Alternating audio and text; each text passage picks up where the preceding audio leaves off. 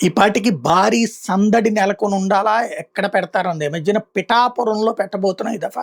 జనసేన ఆవిర్భావ దినోత్సవం అని పవన్ కళ్యాణ్ గారు చెప్పారు. గతంలో జనసేన ఆవిర్భావ దినోత్సవం మంగళగిరి దగ్గర పెట్టడం, ఆ తర్వాత జరిగినటువంటి పరిణామాలు అక్కడ జరిగినటువంటి ఇష్యూస్ దాని మీదన పెద్ద రచ్చ ఇయన్నీ చూసాం.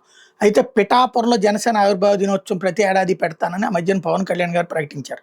ఇప్పుడు రాష్ట్ర వ్యాప్తంగా ఎక్కడ పిఠాపురానికి ఇదే ఆ పెద్ద స్థాయి అంటే రాష్ట్ర స్థాయి జనసేన ఆవిర్భావ దినోత్సవం లేదు.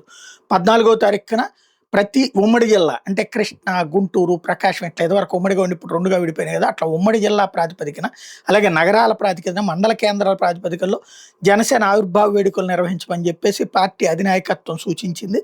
తద్వారా పెద్ద కార్యక్రమం అయితే లేదు అన్నటువంటి విషయం తేల్చి చెప్పింది. అదేంటి ఏ కారణం అంటే గ్రౌండ్ లెవెల్‌లో ఏది అభ్యర్థులకి అంటే వీళ్ళకి సంబంధించినటువంటి మెంబర్‌షిప్ డ్రైవ్ జరుగుతోంది కాబట్టని. గతంలో కూడా డ్రైవ్ జరిగింది. అయితే ఎందుకు అంటే సాధారణంగా ఇప్పుడు కోట్ల రూపాయలు ఖర్చవుతది. ఇప్పుడేమో ఎలక్షన్స్ లేవు. కాబట్టి అయ్యుండొచ్చు.